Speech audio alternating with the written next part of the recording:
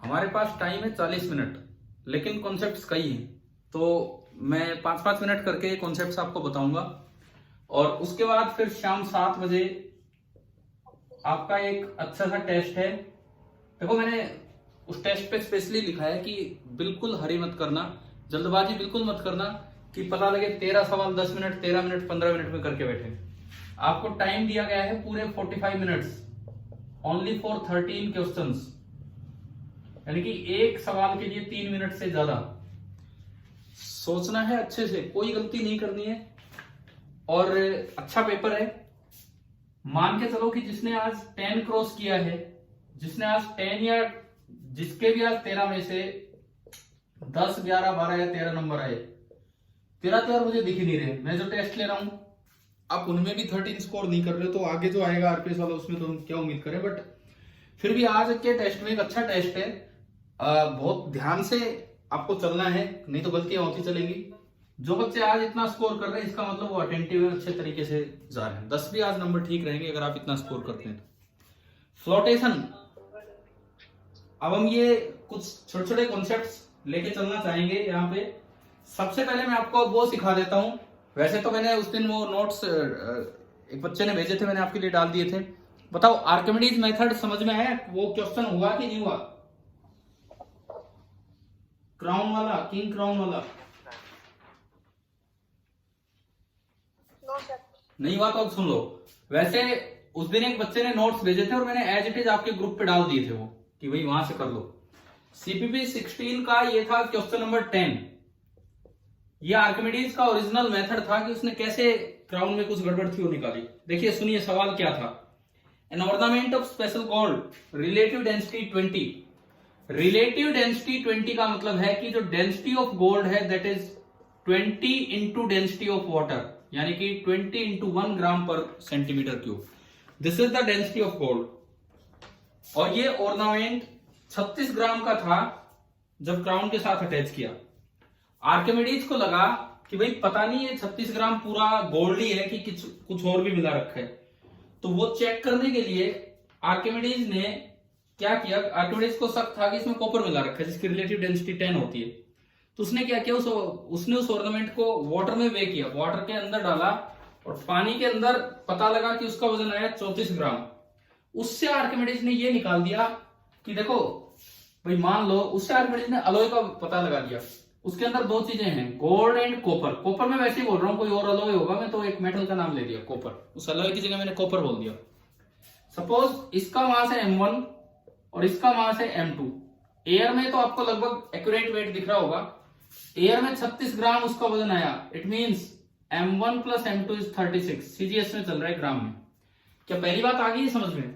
Air में कुछ gold था, कुछ कॉपर था, हमें पता नहीं लगा, वो वजन आया 36 ग्राम, मास इतना हो गया, तो m1 प्लस m2 इज 36।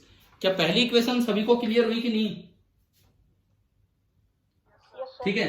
अब जब पानी में उसे डाला गया तो वो 34 ग्राम ही शो कर रहा है, यानी कि 34 ग्राम शो होने का मतलब है कि 2 ग्राम कम क्यों हो गया? इसका मतलब उस पे 2g बॉइंट फोर्स लग गया ऊपर। भाई नीचे तो लग रहा था m1 प्लस m2 इंटू जी, नीचे तो लग रहा था m1 प्लस m2 इंटू जी, लेकिन ऊपर लग गया 2g, तभी तो वो 36 का 34 ग्राम हो गया। तो इससे ये आइडिया लगा कि अब जो अपेरेंट वेट आएगा दिस माइनस दिस होगा, तो इसमें से ये घटाओगे तो ये जो अपेरेंट वेट इस समय दिखेगा W apparent, this will be equal to m1 plus m2 minus 2 into g. And ये चीज आपको दी है 34 ग्राम, ये जी अलग है, ये ग्रेविटी वाला जी है, ये 34 है। तो m1 plus m2 minus 2 is 34। अब जब m1 प्लस m2 36 है तो इसमें से 2 गया और ये 34 हुआ। क्या ये कॉन्सेप्ट आया समझ में? क्या हुआ है कि बॉइंट फोर्स पता लग गया हमें यहां से? बोलिए, बॉइंट फोर्स पता लगा यहां से कितना है? 2g। समझ में आया कि नहीं?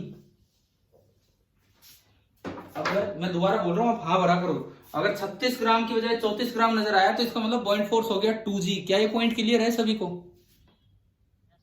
ठीक है। अब बॉइंट फोर्स का फॉर्मूला क्या होता है? डेंसिटी ऑफ वाटर, हम सीजीएस में चल रहे हैं, 1 है। Density of water into weight of object. Weight of object इसका पूरे का वेट, तो पूरे का मास इंटू जी, पूरे का मास इंटू जी।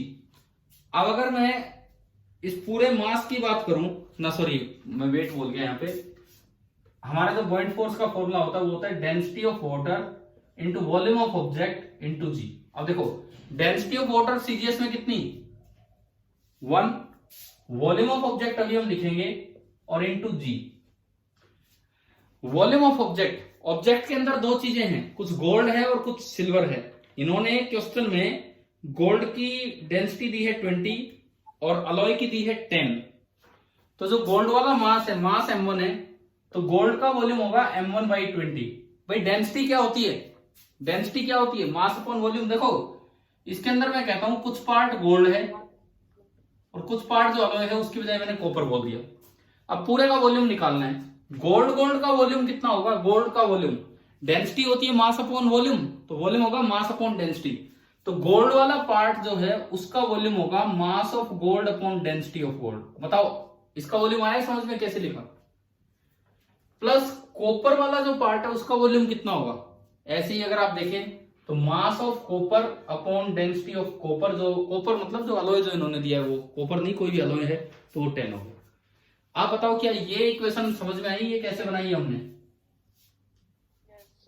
सभी को क्लियर हुआ क्या। ये हमें पता लगा कि 2g बॉइंट फोर्स है, बॉइंट फोर्स होता है डेंसिटी ऑफ वाटर जो सीजीएस में 1 है इंटू वॉल्यूम ऑफ ऑब्जेक्ट, तो volume of gold plus volume of alloy into जी। जी से जी गया, देखो एक इक्वेशन बनी m1/20 plus m2/10 is equal to 2 और एक इक्वेशन बनी m1 plus m2 is equal to 36। तो आप सोल्व कर लेंगे, यहां से एलसीएम लिया 2 तो m1 plus 2m2 it is coming out to be 40। Equation number 2, equation number 1 मुझे m2 निकालना है तो मैं 2 में से 1 घटा दूं क्योंकि अलॉय का मास निकालना, कॉपर जो मैंने बोल दिया जिसको वैसे अलॉय है।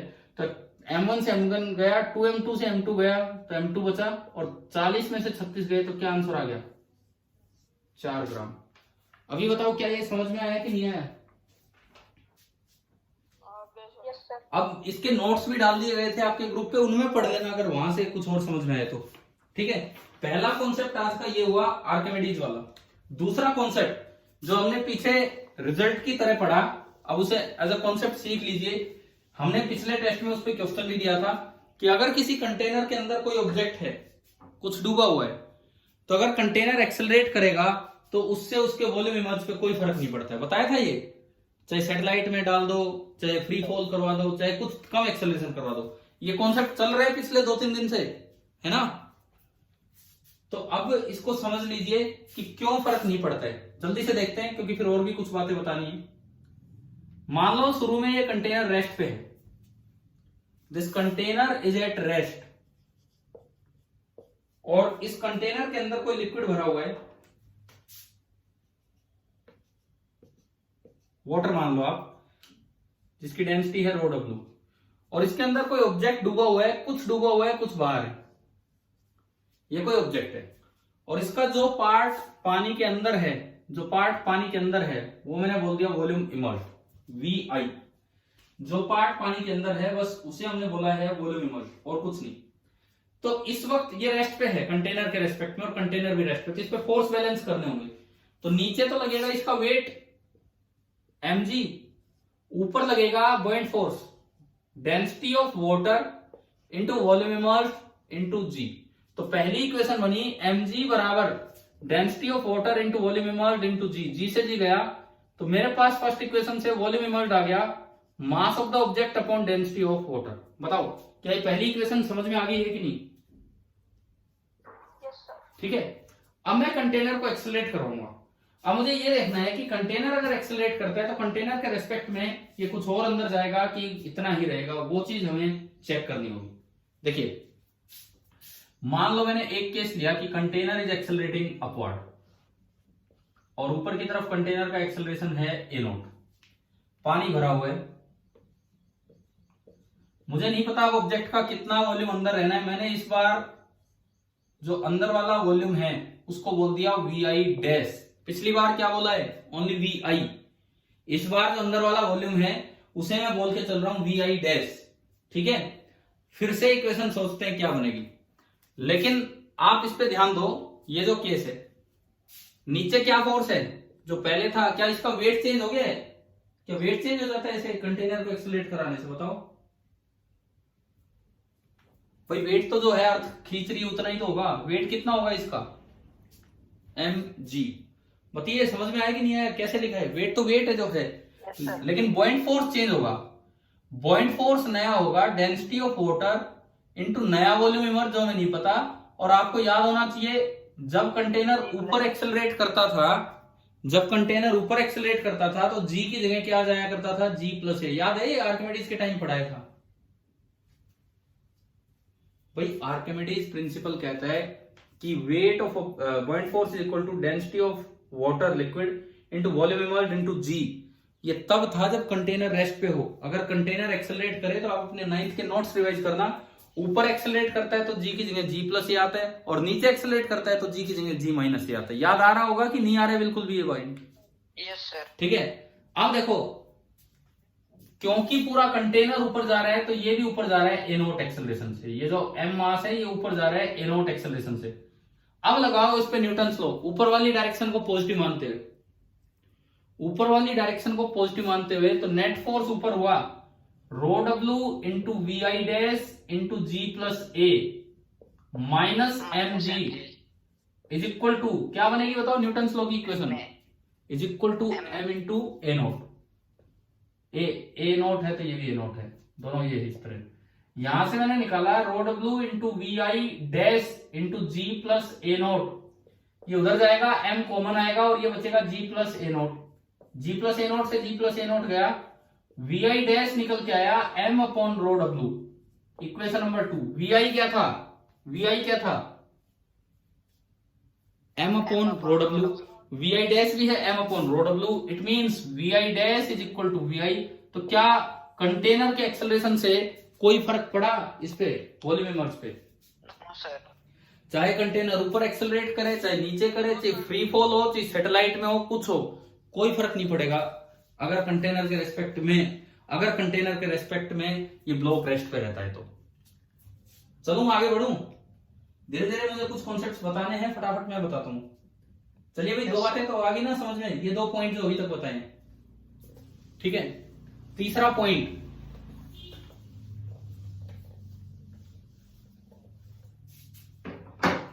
थर्ड पॉइंट आप देखें, पास्कल्स लॉ। तो हमने अभी तक रिवीजन में नहीं लिया था। आपकी 9th की एनसीईआरटी टेक्स्ट बुक है मेरे पास अभी, 9th की एनसीईआरटी टेक्स्ट बुक, और वैसे मैंने आपको अलग से पढ़ाया भी होगा पास्कल्स लॉ।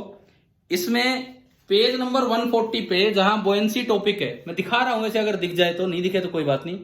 पेज नंबर 140 पे जहां बोयंसी टॉपिक है, जस्ट उसके ऊपर एक लाइन लिखी हुई है। एक बार यूं बताओ, क्या कैमरे में आ रही है ये लाइन या नहीं आ पा रही है? तो कोई बात नहीं, आप सुन लो। Pressure exerted in any confined mass of liquid, pressure exerted in any confined mass of liquid is transmitted undiminished in all directions. वैसे मैंने जब आपको पढ़ाया तब पास्कल्स लॉ अलग से पढ़ाया होगा, और यहां बुक में ये पूरी लाइन है, इन्होंने पास्कल का नाम लिए बिना ये लॉ दे दिया।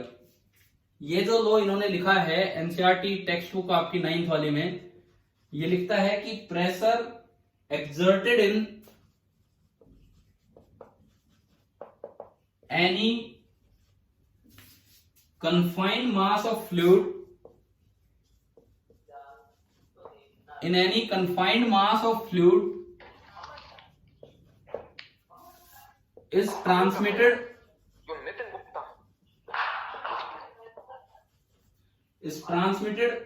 undiminished in all the directions।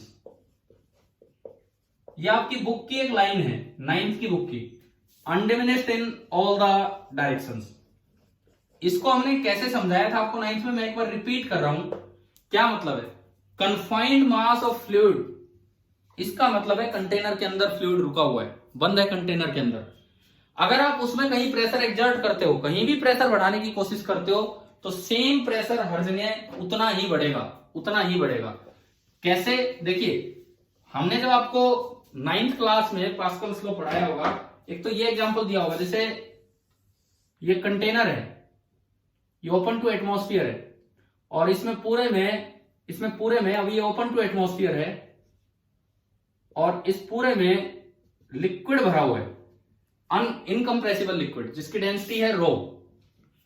यहां ये ओपन टू एटमॉस्फेयर है तो यहां का प्रेशर होता है P एटमॉस्फेयर। तो हाइड्रोस्टेटिक इक्वेशन से बताओ कि H हाइट नीचे यहां कितना प्रेशर होगा?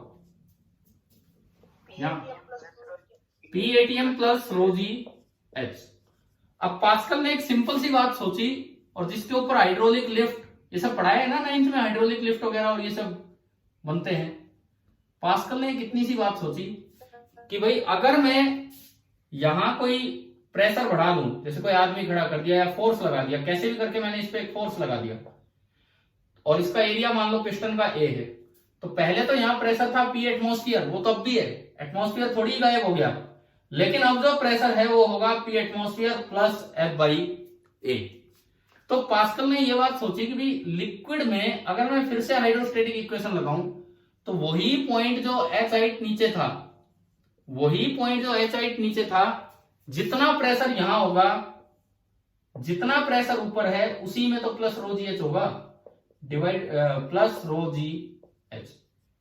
क्या ये बात आ गई समझ में यहां तक? अब देखो ऊपर वाले पॉइंट पे आपने प्रेशर कितना बढ़ाया बताओ? ऊपर वाले पॉइंट पे F बाई ए। अब इस पॉइंट को देखो, यहां इतना था, यहां इतना था और अब कितना बढ़ा है? ये तो था ही, ये दोनों टर्म तो थे ही, ओनली कितना बढ़ा है? F बाई ए। मतलब आपने एक जगह F बाई ए लगाया, हर जगह F बाई ए बढ़ गया। लिक्विड के अंदर कहीं भी आप देखोगे F बाई ए बढ़ गया, सेंटर पे देखो, साइड में देखो, कहीं भी। क्या ये बात समझ में आई कि नहीं आई? ठीक है। अब इस पे क्वेश्चन किस तरह से आया करते हैं, ये भी एक शायद 9th में बनाया हो हमने डायग्राम। देखें, इस तरह का कोई कंटेनर है स्फेरिकल, लेकिन उसमें दरवाजे हैं, किसी का एरिया है ए, एक दरवाजा यहां है, इसका एरिया है मान लो A/2, एक दरवाजा यहां पे है, इसका एरिया है 2A, और एक दरवाजा यहां पे है, इसका एरिया है A। ये A इस तरह से बन गए। पूरे के अंदर कोई लिक्विड भरा हुआ था, ये दरवाजे हैं, बस अभी इतना बंद है कि ये प्रेशर इसका झेल पा रहा है, दरवाजा इतना है। मान लो सवाल आ जाए कि मैंने यहां से एक F फोर्स एक्स्ट्रा लगा दिया, तो पहले ये बताओ यहां का प्रेशर कितना बढ़ा होगा? जो पहले था उसके मुकाबले अब कितना बढ़ गया? F बाई ए। यहां कितना बढ़ेगा प्रेशर? F बाई ए। यहां कितना बढ़ेगा प्रेशर? चाहे यहां एरिया A/2 हो तब भी F बाई ए बढ़ेगा, और यहां कितना बढ़ेगा? F बाई ए। हर जगह F बाई ए, इवन बीच में पूछे F बाई ए। अब बात आती है कि फोर्स कितना बढ़ा, वो अलग हो जाएगा। यहां प्रेशर कितना बढ़ा? F by A. तो फोर्स बाहर की तरफ कितना बढ़ गया होगा? Pressure into area.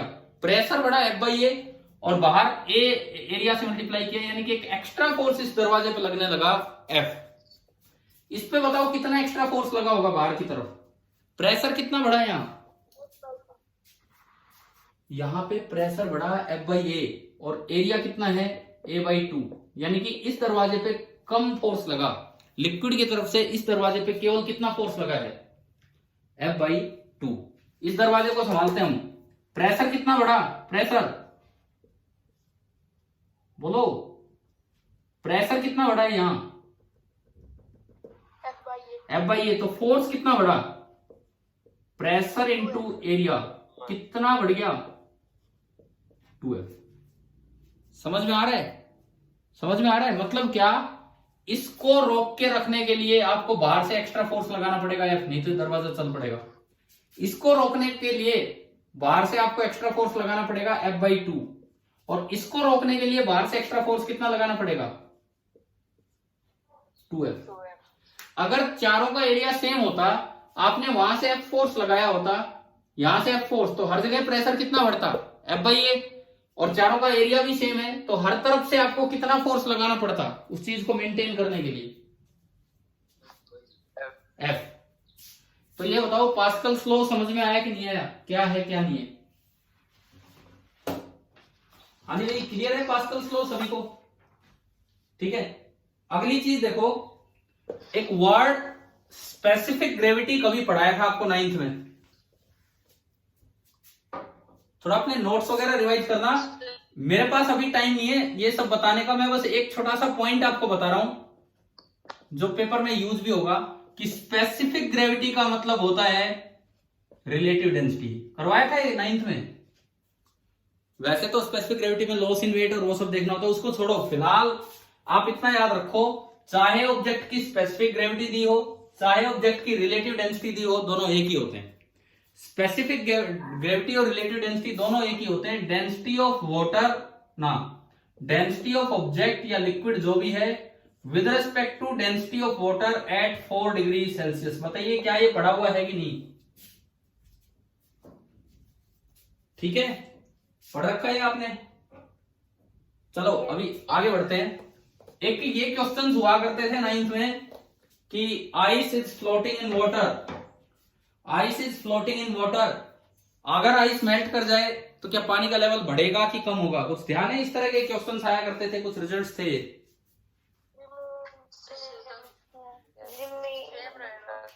क्या बोल रहे हो? क्या बोल रहे हो? दोबारा बोलो। सुनो सुनो सुनो सुनो, 3 केस थे। Ice without impurity in water, ice without impurity in water, ये मेल्ट होती है। दूसरा, आइस विद हल्की impurity, floating impurity in water, ये मेल्ट होती है। और तीसरा, आइस विद सिंकिंग इंप्योरिटी जैसे कि lead, ice with sinking impurity in lead in water. भाई मैं अभी नहीं बता रहा हूं, मुझे और भी बहुत कुछ करवाना है। आप अपनी कॉपी से ये रिवाइज करेंगे 3 बातें। तीनों करवा रखे हैं ना, याद आ गया होगा, 9th में पढ़ा होगा आपने ये सब। आइस मेल्ट हो रही है पानी के अंदर, प्योर आइस है तो वाटर लेवल पे कोई फर्क नहीं पड़ता है। ठीक है, चलो बता ही रहा हूं मैं आपको रिजल्ट। प्योर आइस है और वो मेल्ट होगी, वाटर लेवल पे कोई फर्क नहीं पड़ेगा। आइस के अंदर फ्लोटिंग इंप्योरिटी है कि मतलब आइस मेल्ट हो जाए तो वो चीज ऊपर तैरती रहेगी, तो भी वाटर लेवल पे कोई फर्क नहीं पड़ा था, जैसा मुझे याद है। और अगर सिंकिंग इंप्योरिटी है तो पानी का लेवल बताओ, आप बताओ क्या होना था? डिप कर जाएगा। अक्सर लोग सोचते हैं कि वो डूबेगा तो पानी ऊपर आएगा, जबकि सच्चाई ये थी कि वो डूबने पे भी पानी डिप कर जाएगा। और विद प्रूफ आपको ये तीनों काम करवा रखे हैं 9th क्लास में। हाँ भाई, अपनी कॉपी से रिवाइज करना। अब मैं एक और चीज करवाता हूं इसमें। आइस का इंप्योरिटी वाला तो हो गया, ये तो हमने 9th में किया भी हुआ है। अब मैं आइस को 3 डिफरेंट लिक्विड्स में जैसे मेल्ट करूं। एक बार आइस इन वाटर मेल्ट हुआ, वाटर लेवल सेम रहेगा मेल्ट होने के बाद। एक बार आइस इन डेंसर लिक्विड, और एक बार आइस इन हल्का लिक्विड, जो भी होगा। हल्के लिक्विड में तो वो फिर डूब जाएगा वैसे ही। आइस इन डेंसर लिक्विड पे हम चलेंगे। देखो, आइस इन वाटर, पहले ये देख लो क्यों वाटर लेवल सेम रहेगा। ये पानी था इस तरह से, और यहां पे ये एक आइस क्यूब है। पूरा वॉल्यूम थी आइस का, कुछ भी हो। अभी जो वॉल्यूम इमर्ज्ड है वो इतना है, केवल ये है वॉल्यूम इमर्ज्ड। अब ये वाटर लेवल बढ़ेगा कि कम होगा, इस पे डिपेंड करता है कि अगर मैं आइस को निकाल लूं, यूं मानो जैसे लिक्विड नहीं, एक प्लास्टिक है, यूं की यूं रुका हुआ है। अगर मैं आइस को निकाल लूं और मेल्ट करके दोबारा डाल दूं, तो जो आइस का पानी बना, अगर उस पानी का वॉल्यूम इतना ही है जितना ये था, ये खाली जगह है, तो लेवल सेम रहेगा। अगर उस पानी का वॉल्यूम इससे ज्यादा है तो लेवल राइज कर जाएगा। और अगर वो जो मेल्ट होकर पानी बनेगा उसका लेवल इससे भी कम है, तो साइड वाला पानी भी उसको कवर करने के लिए आएगा, तो वाटर लेवल फॉल डाउन हो जाएगा। बताओ तरीका क्या है? क्या ये समझ में आया कि नहीं आया? दोबारा बता दो सर। आइस मेल्ट होने पे इस पानी का लेवल बढ़ेगा कि कम होगा कि सेम रहेगा, ये किस बात पर डिपेंड करता है? आप यूं मानो जैसे अभी पानी थोड़ी देर के लिए ऐसे ही रुका, मैंने बाहर निकाल ली बर्फ, और पानी ऐसे ही, फिर बर्फ को मेल्ट करके इसमें डाल दिया। अगर वो बर्फ को मेल्ट करने के बाद जो वॉल्यूम बना बिल्कुल इतना ही है तो लेवल सेम रहेगा। अगर वो वॉल्यूम इससे ज्यादा है तो थोड़ा पानी बाहर आ जाएगा और लेवल बढ़ जाएगा, और अगर वो मेल्ट होकर बिल्कुल इससे भी कम पानी बना तो साइडों का पानी भी अंदर आएगा और लेवल डाउन आ जाएगा। बताओ क्या समझ में आया, क्या होना है क्या नहीं। Yes sir. तो मतलब मुझे चेक क्या करना है, मुझे ये चेक करना है कि फिलहाल वॉल्यूम इमर्स्ड कितना है, और अगर ये मेल्ट होती है तो ये कितना वॉल्यूम बनाएगी। बस मुझे दो ही बातें करनी है, फिलहाल वॉल्यूम इमर्स्ड कितना है और मेल्ट होने के बाद कितना वॉल्यूम बनेगा, वो कम है कि ज्यादा है। आप वाटर भी छोड़ो, कोई भी लिक्विड है, देखो आप सपोज कीजिए कोई भी लिक्विड है, इसके अंदर ये डेंसर लिक्विड और इसके अंदर बर्फ फ्लोट करने लग रही है यहाँ पे।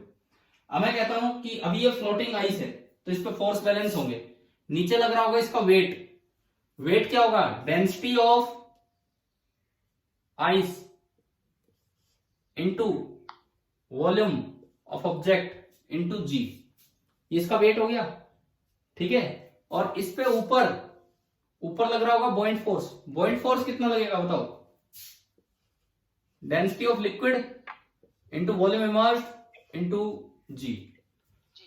हाँ भाई यहां तक आया समझ में।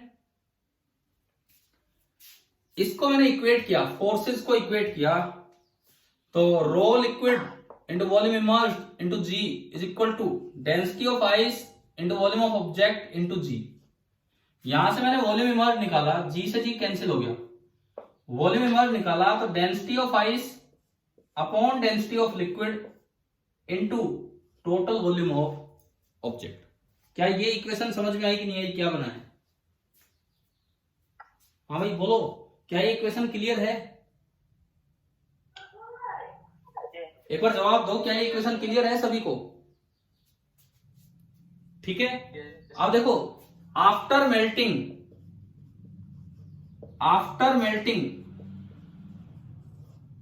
जो नया वॉल्यूम बनेगा, new volume form, after melting जो नया वॉल्यूम बनेगा वो कितना बनेगा, वो तो वाटर ही बनना है क्योंकि आइस पिघल के कोई और तो चीज बना नहीं सकती है। तो जो आफ्टर मेल्टिंग जो नया वॉल्यूम बनेगा वो तो सिंपली वाटर ही बनेगा और कुछ नहीं बनेगा। मान लो ये मेल्ट होगी और इससे वाटर बना, तो अब उसका वॉल्यूम कितना होगा, उसका वॉल्यूम कितना होगा, new volume form V new, density of water. देखो डेंसिटी का फॉर्मूला होता है मास अपॉन वॉल्यूम, डेंसिटी का फॉर्मूला होता है मास अपॉन वॉल्यूम। तो नया वॉल्यूम होगा मास, जो भी इसका मास था, divided by density of water. भाई ये जो ऑब्जेक्ट है इसका मास मान लीजिए पूरा मास इस आइस क्यूब का m है, तो अब जो नया वॉल्यूम बनेगा वो तो पानी बनेगा, तो जो पानी बनेगा, मास तो चेंज होने से रहा, मास तो वही है, मेल्ट हो जाए चाहे ना हो मास कंजर्वेशन से, तो मैं इसको लिख सकता हूं मास अपॉन डेंसिटी ऑफ वाटर। बताइए ये समझ में आया कि नहीं आया, कैसे लिखा है, क्या ये समझ में आ गया। ये वाला डेंसिटी होती है मास अपॉन वॉल्यूम, तो वॉल्यूम कितना हो जाएगा, मास अपॉन डेंसिटी। क्लियर हो गया, डेंसिटी होती है मास अपॉन वॉल्यूम, तो वॉल्यूम नया जो बनेगा that will be equal to mass upon density. बताओ क्लियर हो रहा है कि नहीं, समझ में आ रहा है कि नहीं, ये क्लियर है कि नहीं, ये एक बार जवाब दो फिर मैं आगे बढ़ू, क्योंकि ये लास्ट 10 मिनट्स चल रहे हैं इस मीटिंग में, ठीक है। अब सुनिए, मास इसका कितना था, मास इसका कितना था, अगर मैं इसके मास की बात करूं, अगर मैं इसके मास की बात करूं तो अभी ये आइस के फॉर्म में भी आप यहां पे देख सकते हो, ये as a in the form of ice ये रुका हुआ है। टोटल वॉल्यूम है इसका VO, तो density of ice is equal to mass upon total volume. तो अगर मैं पूरे मास की बात करूं तो that is VO into rho ice, तो मैंने यहां पे रखा, तो ये आपका बना V new, VO into rho ice upon rho water, VO into rho ice upon rho water.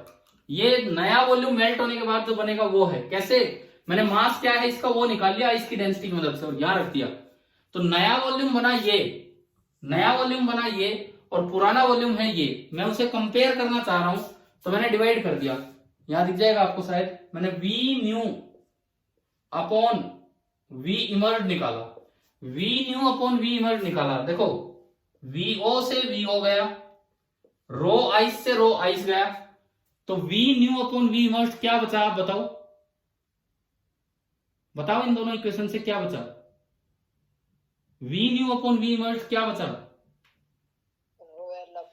हाँ रो L ऊपर गया अपॉन क्या, रो वाटर। एक बड़ा अच्छा केस मैं आपको समझा रहा हूं, ये अपनी कॉपी में नोट कर लेना चाहिए। मैं जब वीडियो रिकॉर्डिंग डाल दूं तब उसके बाद दोबारा देख लेना क्या हुआ है, कैसे हुआ है। बड़ा अच्छा केस है। तो ये आपका हुआ रो लिक्विड अपॉन रो वाटर। अब देखो पता लगेगा मुझे यहां से, अगर वो लिक्विड वाटर ही है, अगर वो लिक्विड खुद वाटर है, तो rho liquid upon rho water कितना हो जाएगा? 1 होने का मतलब है कि V new is equal to V emerge. और अगर V new equal to V emerge है तो जितनी जगह यहां पे इसने इसकी रोक रखी थी उतना ही पानी आके बन जाएगा। तो क्या लेवल में कोई फर्क पड़ेगा? नहीं पड़ा।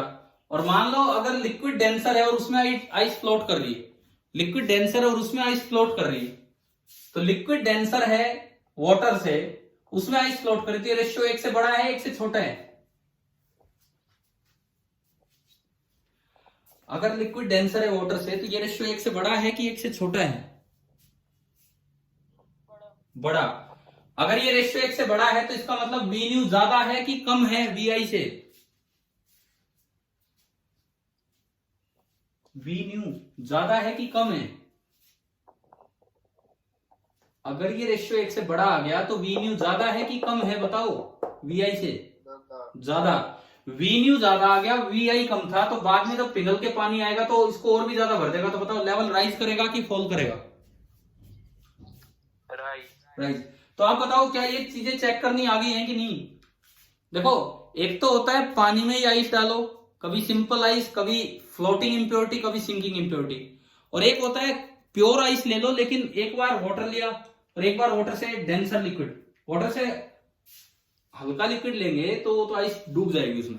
बहुत हल्का लिक्विड लेंगे तो आइस डूब जाएगी। तो हम तो फ्लोटिंग वाले केस में देखना चाह रहे थे कि क्या हो रहा है क्या नहीं हो रहा है। चलिए ये बताओ, ये वाला कॉन्सेप्ट आज समझ में आ गया है कि नहीं यहां तक?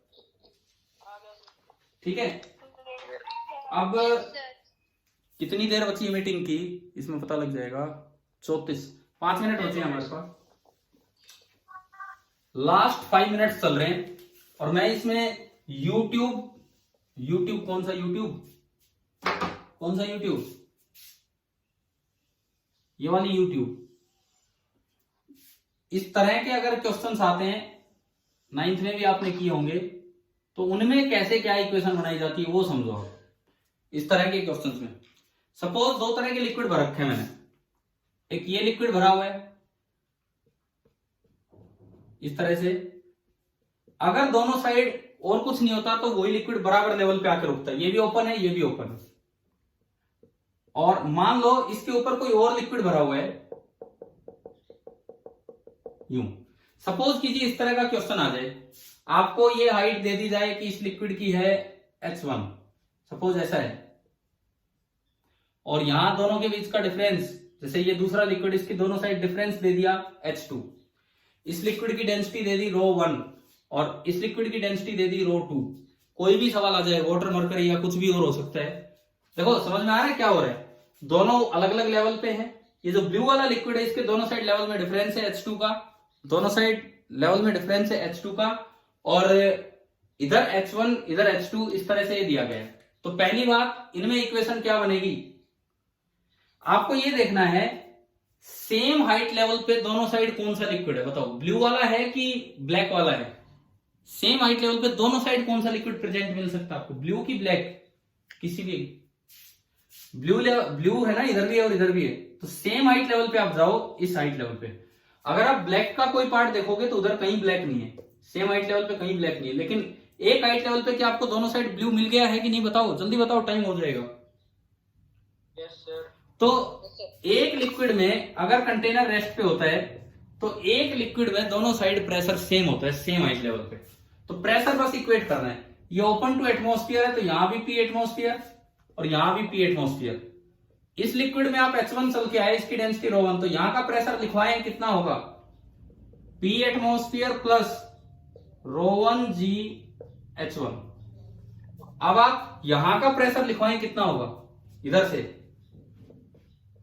P एटमॉस्फेयर प्लस ρ2 इंटू जी इंटू H2। और एक ही लिक्विड है और सेम हाइट लेवल पे है तो दोनों का प्रेशर क्या हो जाएगा? सेम हो जाएगा। तो इससे आप इक्वेशन बना सकते हैं। बताओ ये रिवाइज कुछ हुआ? ये पढ़ाया था 9th में कि किस तरह से इक्वेशन बनाते हैं? ठीक है। अब कितना टाइम बचा है, क्योंकि कॉन्सेप्ट तो कई है, 36 मतलब 3 मिनट और है, 37 हो गया है। एक और सवाल देखो, एक और सवाल मैं बताता हूँ जो अभी कुछ देर पहले एक बच्चा पूछ रहा था आपके असाइनमेंट से, वो जितना हो पा रहा है मैं करवा रहा हूँ इस क्लास में। उसमें कुछ ऐसा था, लेकिन वो इंटीग्रेशन पे है, वो यूं ही डाल दिया यहाँ इस असाइनमेंट में, वो सर का असाइनमेंट था जो मैंने आपको दिया था। किसी बच्चे ने पूछा था ना ये वाला क्वेश्चन, एक बार हाँ ना कोई जवाब दो तभी तो मैं करवाऊंगा यहाँ। Yes sir. क्या नाम है? गौरव। गौरव सुनो, ये एच हाइट ये दी थी और उसमें पानी के अंदर ये है, क्या था सवाल, क्या था, क्या बताना था उसमें, थ्रस्ट बताना था शायद, में भी पता नहीं क्या था, ध्यान नहीं आ रहा मुझे क्या था क्वेश्चन में। तरीका सुन लीजिए लेकिन आप पहले, ये पॉइंट जस्ट 0, क्योंकि एटमॉस्फेरिक प्रेशर दे नहीं रखा तो इसको आप 0 प्रेशर पे मान लो। तरीका ये है, उसमें कुछ भी बेस है, अब मुझे एग्जैक्टली याद नहीं है बेस कितना दिया था या क्या दिया है क्या नहीं है। आप किसी y हाइट पे आए और यहां एक एलिमेंट माना, किसी y हाइट पे आए यहां एक एलिमेंट माना, आप थोड़ा सा और आगे गए dy, ये एक छोटा सा आपका एलिमेंट बन गया। सपोज कीजिए ये लेंथ है x, पहले तो x और y में एक रिलेशन आप निकाल लेते हैं सिमिलर ट्राइंगल से, एक छोटी ट्राइंगल एक बड़ी ट्राइंगल, तो उससे अगर आप देखते हो तो यहां मान लो इसका रेडियस r है और ये x है, तो इक्वेशन बनेगी x by R is equal to y by H. एक तो इसका हमें यूज करना था। दूसरी बात, y हाइट नीचे आओगे तो प्रेशर हो जाएगा रो जी वाई, ये किसी लिक्विड में था, अभी मैं पूरा क्वेश्चन अभी रिकॉल नहीं कर पा रहा हूं क्या था, किसी लिक्विड में दिया था, रो डेंसिटी के लिक्विड में। तो यहां पे जो प्रेशर होगा that will be equal to rho g y. इस ट्रिप का जो एरिया है एक रेक्टेंगल की तरह आप मानो, तो इसकी लेंथ तो होगी 2x, लेंथ होगी 2x और विड्थ होगी dy, तो इसका एरिया आप बोल सकते हो 2x इंटू dy। तो इस पे यहां जो फोर्स लग रहा होगा that will be equal to rho g y into 2x into dy। y को हटा लो x की टर्म्स में यहां से, और y आ गया था h by R into x, ये आप इसमें रख देंगे y की जगह। और पूरे पे फोर्स चाहिए, पूरे पे फोर्स चाहिए तो इसको इंटीग्रेट कर दो, और जो भी लिमिट लगाएं x की 0 से r या y में करते हैं तो y की 0 से h। देखो आपके उन्हीं असाइनमेंट्स में कोई ये क्वेश्चन था, मुझे नहीं ध्यान है कौन सा था, मैंने एक आइडिया दिया है आपको किस तरह से करना है एलिमेंट मान के। बाकी 10th लेवल पे 9th लेवल पे कभी भी इंटीग्रेशन डिफरेंशिएशन वाले क्वेश्चंस नहीं आ रहे, तो जहां आपको एलिमेंट मानना पड़े आप चाहे तो छोड़ भी सकते हैं उन चीजों को। ठीक है, अभी टाइम पूरा होने वाला है, जस्ट लास्ट मिनट चल रही है। बेस्ट ऑफ लक आज के टेस्ट के लिए, पेपर अच्छा है और मैं कह रहा हूं अगर आप 10 भी स्कोर कर रहे हो तो इसका मतलब आप बहुत सही जा रहे हो। तो आज निराश नहीं होना अगर किसी के कम नंबर भी आ रहे हैं, कोशिश कीजिए जितना अच्छा आप कर पाए। ठीक है भाई, थैंक यू।